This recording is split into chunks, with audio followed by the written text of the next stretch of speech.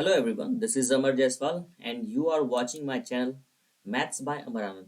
So guys, आज के इस वीडियो में मैं आप लोग को डिस्कस कराने वाला हूँ आईबी एसीआईओ का जो लाइव टेस्ट आया हुआ है ओली बोर्ड पे उसका उनके सारे क्वेश्चंस मैथमेटिक्स के। ओके, तो ये मेरे बारे में कोई ब्रीफ इंट्रोडक्शन है कि मैंने कौन कौन सा एग्जाम क्वालिफाई किया है और मेरे आज तक के जो भी मैथ्स में मार्क्स है वो इस प्रकार है। ठीक है, तो बिना वक्त गवाए हुए मैं आगे बढ़ता हूँ। ठीक है, तो ये हमारा पहला क्वेश्चन है गाइस।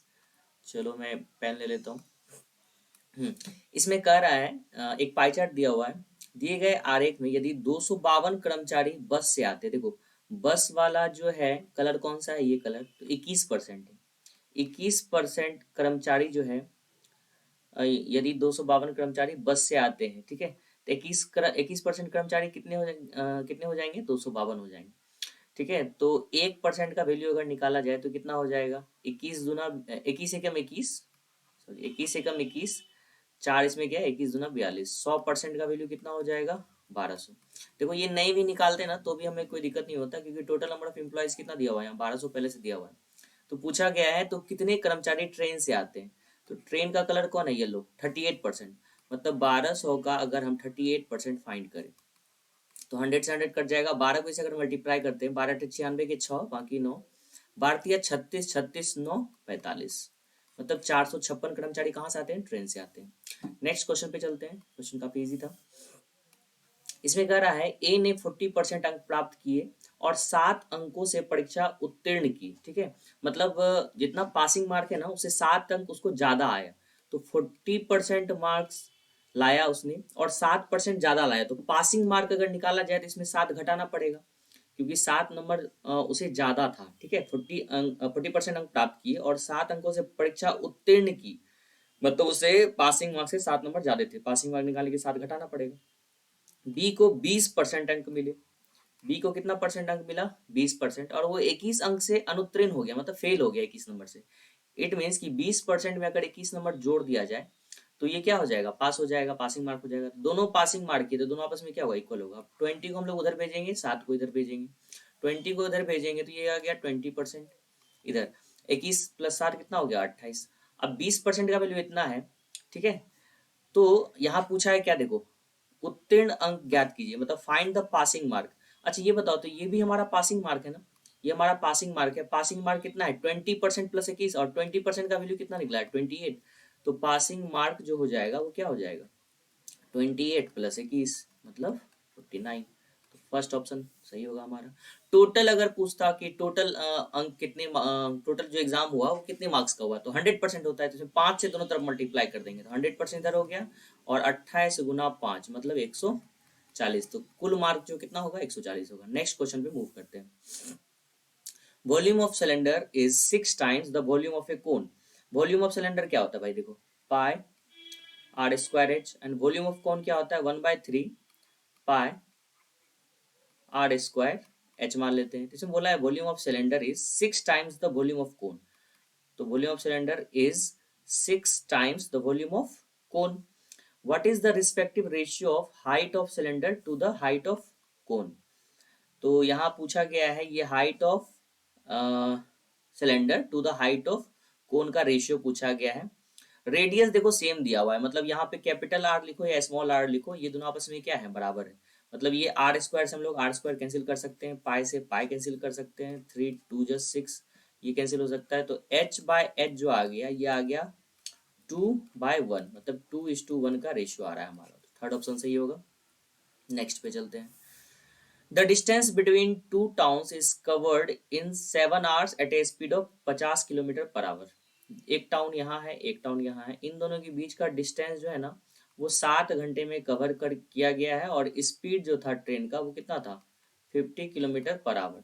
तो डिस्टेंस हमारा क्या हो जाएगा, स्पीड इंटू टाइम, मतलब 350 किलोमीटर डिस्टेंस हो गया। पूछ रहा है by how much should the speed be increase so that 2 hours of travelling time will be saved. मतलब बोल रहा है कि इस स्पीड को कितना इंक्रीज किया जाए जिससे कि टाइमिंग जो है 2 घंटा कम जाए। तो अभी टाइम कितना लग रहा है 7 घंटा, तो नया टाइम कितना हो गया 5 घंटा। नया टाइम 5 घंटा है, डिस्टेंस है 350, तो स्पीड क्या हो जाएगा, स्पीड हो जाएगा 350/5, मतलब हो गया ये 70 किलोमीटर पर आवर। तो स्पीड कितना बढ़ा दिया गया, 50 पहले था अब हो गया 70, मतलब 20 किलोमीटर पर आवर से स्पीड बढ़ गया। नेक्स्ट पे चलते हैं। If a car runs at 30 kilometre per hour it reaches it destination by 15 minute. मान लेते हैं कि दो जो जगह है उन दोनों के बीच का डिस्टेंस क्या है, x। क्या मान लेते हैं हम लोग, x किलोमीटर पर आवर मान लेते, x किलोमीटर मान लेते हैं, ठीक है।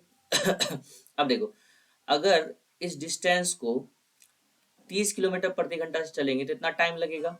ये जो टाइम आया ये क्या चीज में आया, एक घंटा में आया। किसमें आया, आर में आया, क्योंकि एक्स है किलोमीटर में और स्पीड जो है वो 30 किलोमीटर पर आवर है। तो किलोमीटर से किलोमीटर कट गया तो आवर ऊपर गया, तो x/30 आवर आया। और वो लेट होता है 15 मिनट। 15 मिनट से लेट होने का मतलब क्या हो गया, उसको 15 मिनट ज्यादा लग गया, तो एक्चुअल टाइम जो होगा वो क्या होगा, 15 मिनट कम हो जाएगा। लेकिन यहाँ 15/60 लिखेंगे, क्यों, क्योंकि यहाँ घंटा में लिखना है, क्योंकि ये भी हमारा टाइम क्या है, आर में है, घंटा में।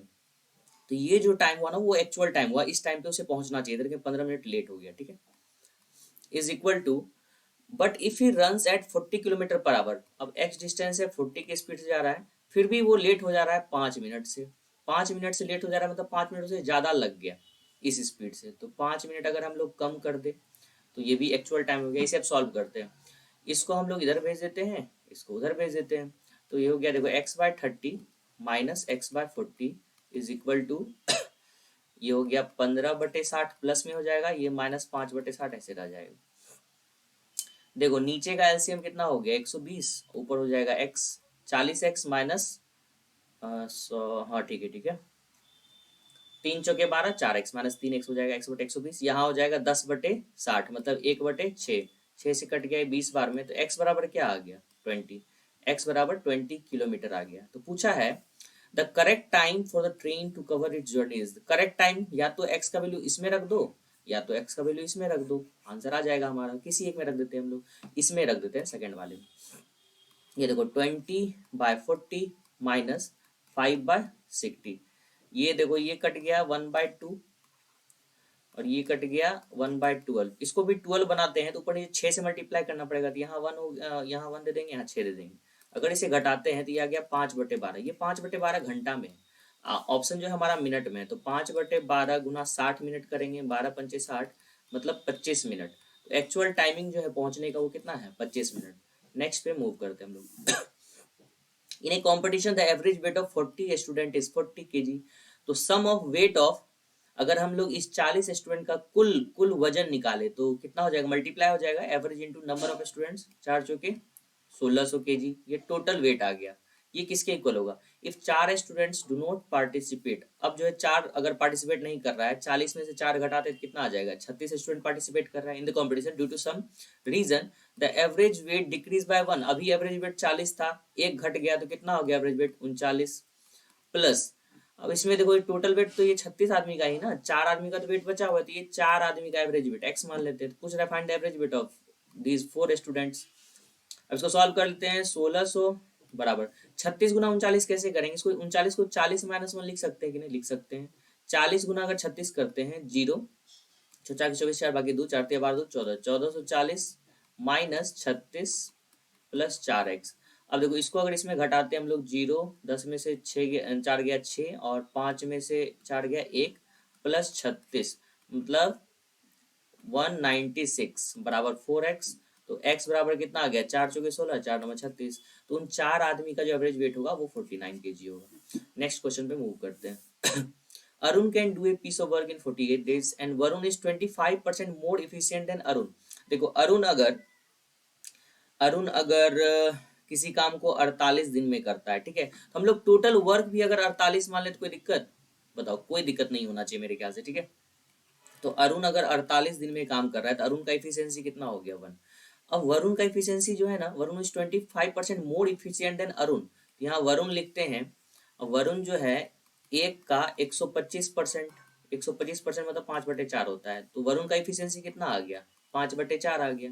अब बोला they start working together but Varun leaves the work after 4 days।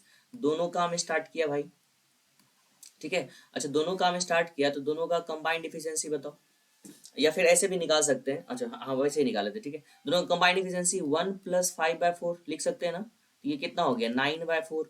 और दोनों ने कितने दिन तक काम किया, देखो 4 दिन तक काम किया, तो 4 days वर्क क्या हो जाएगा, 4 days वर्क हो जाएगा कितना 9/4 इंटू 4 मतलब 9 वर्ग। अब ये 4 दिन में अगर दोनों मिलके काम किया ना तो 9 वर्ग हो गया। कितना वर्ग हो गया? 9 वर्ग। ये 4 डेज था। अब 48 में से अगर 9 वर्ग कम हो गया, 18 में से 9 गया 9, तो 39 वर्ग तो अभी भी बचा हुआ है। ये 39 वर्ग करेगा कौन? तो वरुण यहाँ पे जो है ना छोड़ दिया काम, तो यहाँ कौन करेगा रिमेनिंग वर्क? अरुण करेगा। अरुण का एफिशिएंसी क्या है? 1। अगर एक एफिशिएंसी से 39 काम करना है तो 39 डे भी लगेंगे ना, 39 डेज लगेंगे। तो पूछ रहा है Arun can complete the remaining work in 39 दिन। नेक्स्ट क्वेश्चन में मूव करते हैं हम लोग।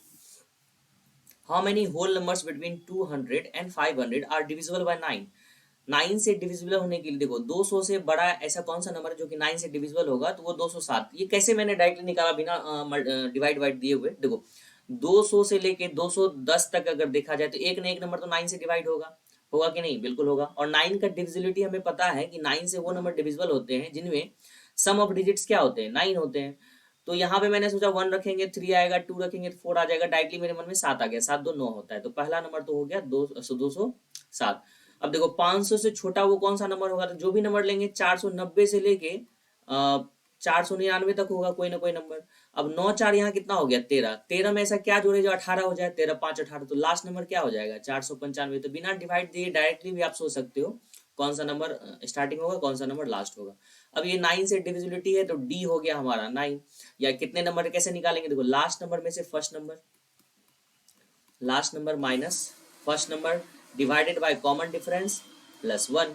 सॉल्व करते हैं। 15 में से 7 गया 9, 15 में 7 गया 9 और यहाँ बचा 8। तो ये हो गया 8 और ये हो गया 2/9 प्लस 1। 9 तिया 27। अच्छा 15 में से 7 गया 8 होगा, सॉरी घटा भी रहा हूँ गलती। 9 तिया 27, 9 2 18, 32 1 33। 33 ऐसे नंबर होंगे जो कि किससे कटेंगे? 9 से कटेंगे। चलिए नेक्स्ट क्वेश्चन में मूव करते हैं। A sum of rupees 32,000 at 20% per annum for 9 months compounded quarterly। compounded quarterly मतलब कि हर 3 मंथ पे, 3 मंथ पे उसको ब्याज लग जाता है। देखो स्टार्टिंग हुआ 3 मंथ, फिर एक 6 माही 6 महीना, फिर 9 महीना, फिर 12 महीना। तो कितना पार्ट हुआ? 1 2 3 4 पार्ट हुआ। तो इसे ही कहते हैं क्वार्टरली। हर 3 महीने पे ब्याज लग रहा है। तो 9 महीने पे ब्याज अगर लगेगा तो टाइम कितना हो गया हमारे पास? टाइम हो गया 3 पीरियड हो गया। ईयर तो नहीं बोल सकते हम लोग, 3 पीरियड ऑफ 3 मंथ्स। ठीक है। और रेट जो हो जाएगा हमारा 20% का 1/4 हो जाएगा। चौथाई क्यों किए? क्योंकि क्वार्टरली ब्याज लग रहा है। तो रेट कितना हो गया हमारा? 5%। तो पूछ रहा है सम ऑफ इतना है compound quarterly will amount to, amount पूछ रहा है। तो अमाउंट बराबर क्या होता है? P into 1 plus R/100⁴ n। तो देखो P हमारा कितना है भाई? 32,000 इंटू 1 प्लस R हमारा 5/100 निकला और n की जगह क्या देंगे? 3। ये हो गया 20। ये हो गया 21/20। अंदर क्या हो जाएगा? 21/20। देखो 32,000 तो ये हो गया।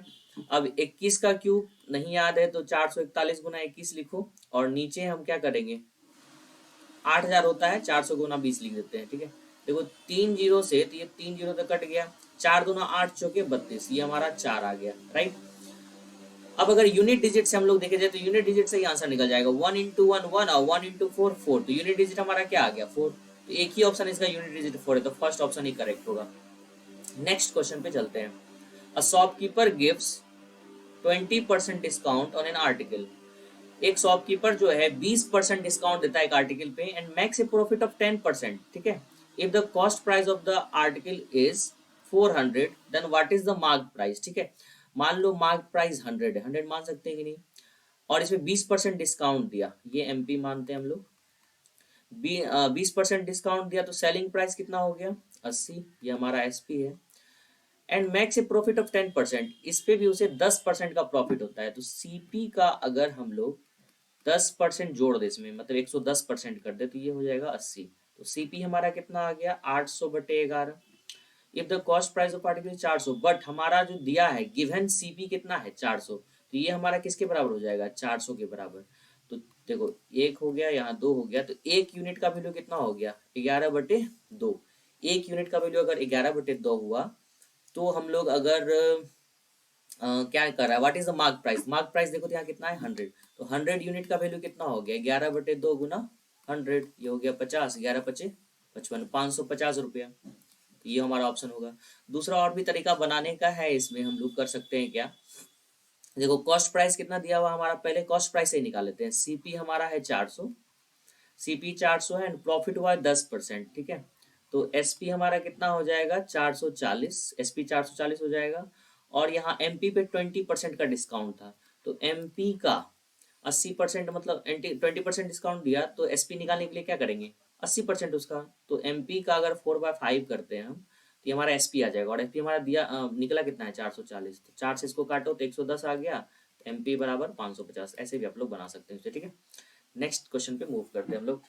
75% ऑफ द फर्स्ट नंबर, 75% होता है 3/4 ऑफ फर्स्ट नंबर मतलब x is 17 less than 55%, 55% of the second number, ठीक है। ये कट रहा है 5 से काट लो, ठीक है। अब यहाँ देखो, यहाँ पे 20 बना लो, नीचे इजिली सॉल्व हो जाएगा। 5 से ऊपर गुना कर दो, 5 से नीचे गुना कर दो, तो ये आ गया देखो 15x/20। इसको भी इधर ले आओ, -11y/20 बराबर -17। एक हमारा इक्वेशन हो गया। बोल रहा है कि the sum of 25% of the both of the number, दोनों नंबर के सम का 25% मतलब 1/4 जो होता है वो कितना है 29 है। तो x प्लस वाई हमारा कितना हो गया 29 चौके 30 चौके 120 होता है, उसमें से 4 घटा दो 116 हो गया। ये सेकंड इक्वेशन है। Then calculate the first number, first number चूंकि हम लोग x को माने हैं तो हम लोग y को एलिमिनेट कर देते हैं। y को एलिमिनेट करने के लिए यहाँ 11/20 है ना, तो यहाँ भी हम लोग क्या करेंगे 11/20 से दोनों तरफ गुना कर देंगे। 11/20 से दोनों तरफ गुना कर दिए, फिर दोनों को जोड़ देंगे हम लोग। फर्स्ट प्लस सेकेंड करते हैं अगर हम लोग, फर्स्ट प्लस सेकेंड करते हैं अगर हम लोग, तो देखो क्या हो जाएगा। ये y वाला माइनस में है, यहाँ y वाला प्लस में, तो ये कैंसिल हो जाएगा। x वाला देखो यहाँ 15/20 और 11/20, 15 11 कितना होता है भाई 36, 36x/15 11 सॉरी 26, 15 + 11 सॉरी 26x/20 हो गया। यहाँ पे x इधर हो जाएगा, देखो हमारा क्या ये कट रहा है क्या 4 से कट जाएगा, 4×5 = 20, 4×2 = 8, 4×9 = 36। तो ये हो गया देखो 29 × 11/5 -17। यहाँ तक कोई दिक्कत नहीं है। तो ये अगर हम लोग काट दे 13x/10 हो गया। और इधर देखो 29 × 11, 29 एकम 29 के 9 बाकी 2, 29 एकम 29 2 31, 319 -17 बचे 85/5, 5 दूनी 10, इसको घटाओ ऊपर, 9 में से 5 गया 4, और 10, 10 में से 8 गया 2, और यहाँ 2। फिर देखो 13 से इसको काटो, 13 कम 13, 13 कम 13, 13 13 7 20 7 2 9 94। 13 के पहाड़ में 94 आता है क्या 13 7 91, कुछ गड़बड़ हो गया लगता है। मैं इसे तो फिर से सॉल्व करता हूँ, थोड़ा सा लगता है कहीं ना कहीं कुछ मिस्टेक हुआ है। Let me solve.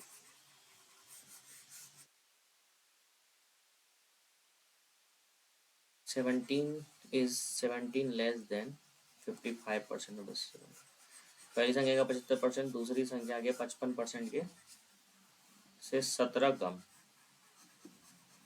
ये दोनों संख्या के 25% का योग 29 हो। ओके, अच्छा पहले मैं इसको करता हूँ एक बार, ठीक है। यहाँ से देखता हूँ 25%, दोनों संख्या मतलब फर्स्ट संख्या प्लस दूसरी संख्या, दोनों संख्या का 25% कितना होता है 1/4, ये 29 है। तो x प्लस वाई का वैल्यू कितना हो जाएगा 29 चौके 9 4 36 के 6, बाकी 3 4 2 8 3 11। इक्वेशन हिस्ट्री को फर्स्ट मान लेते हैं। अब पूछ रहे थे कैलकुलेट द फर्स्ट नंबर।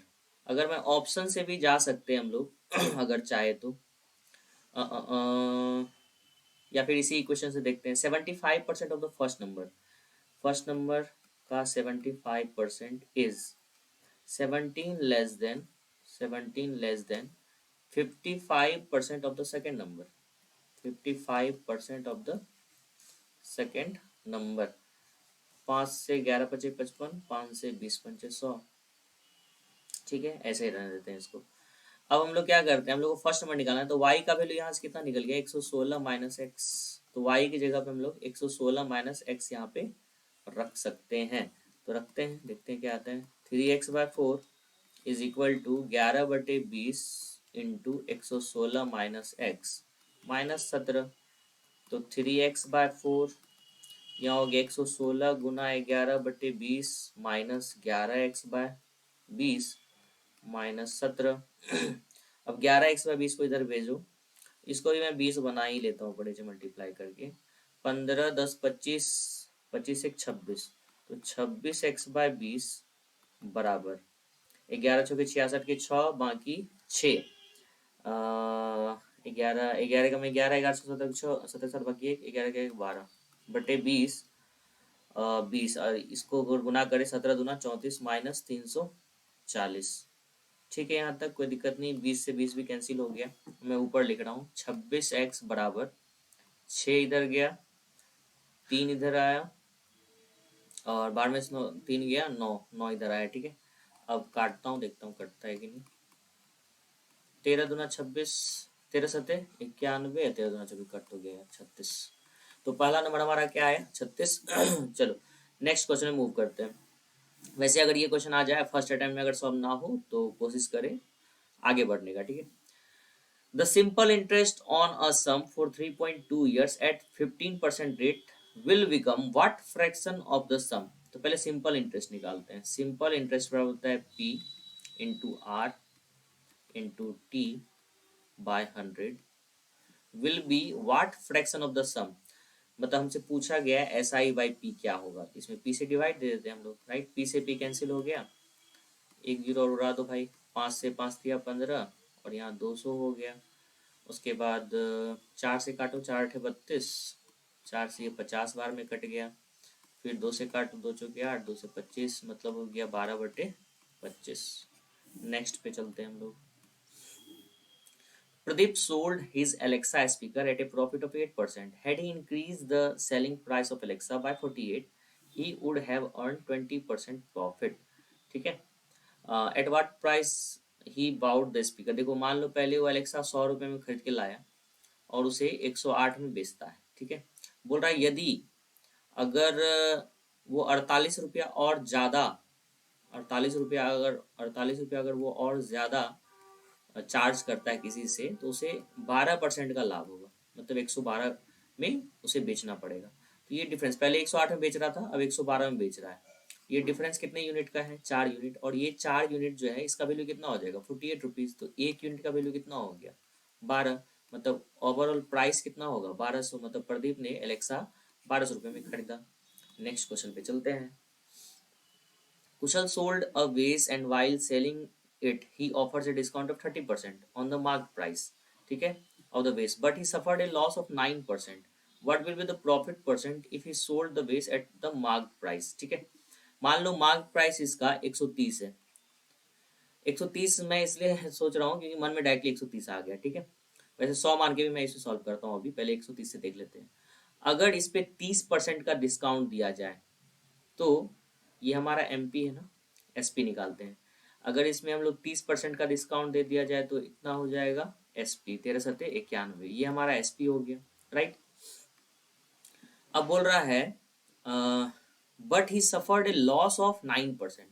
तो CP का अगर 9% मैं लॉस करता हूँ, CP का अगर मैं 9% लॉस करता हूँ तो CP का 91% हमारा कितना हो जाएगा? 91। तो CP का 1% कितना हो गया? 1। 100% कितना हो गया? 100। मतलब CP हमारा कितना आ जाएगा? 100। ठीक है, what will be the profit percent if he sold the वेस एट मार्क प्राइस। तो मार्क प्राइस हमारा कितना था? 130 और CP हमारा कितना है? 100। तो अगर मार्क प्राइस पे हम लोग इसको बेच देते तो 30 रुपये का प्रॉफिट होता। चूंकि CP 100 है तो प्रॉफिट परसेंट भी हमारा क्या होता? 30%। ठीक है, चलो 100 मान के बनाते हैं। मान लेते हैं MP हमारा कितना है? 100। और इस पे हम लोग अगर 30% का डिस्काउंट देते हैं तो SP हमारा कितना हो गया? 70। CP निकालना है। CP पे 10% का लॉस हो रहा है तो CP का 90% जो है वो हमारा 70। ठीक है, तो CP बराबर हो गया 700/9। अब चूंकि बोल रहा है अगर इसको 100 में ही बेच देते तो CP और MP का अगर मैं रेशियो निकालूं तो ये हो जाएगा 7:9।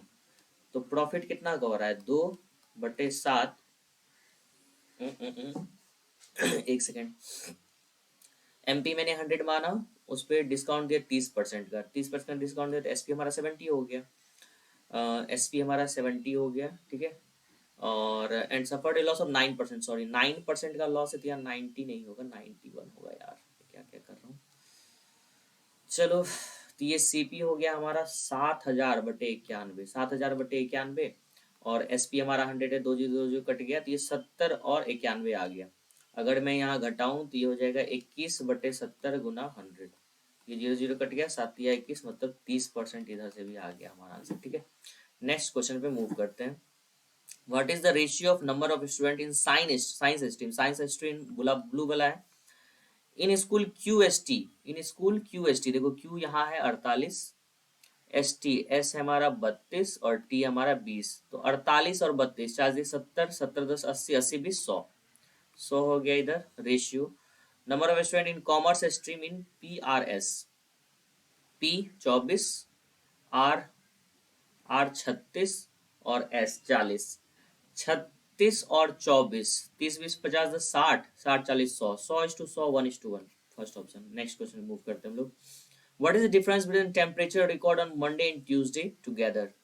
मंडे एंड ट्यूसडे मतलब 65 degree minus, and temperature record on Friday and Saturday, Friday and Saturday 50 20 70 10 80, तो 80 डिग्री में से 65 डिग्री घटा दो भाई, तो 15 डिग्री। नेक्स्ट पे चलते हैं हम लोग। The ratio of curved surface area of cylinder, curved surface area of cylinder 2 pi r h to the volume of cylinder pi r square h is equal to 1/3।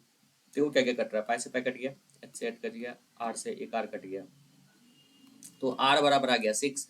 If the height of cylinder is 22 then find the total surface area of cylinder. Total surface area होता है 2 pi r into h plus are.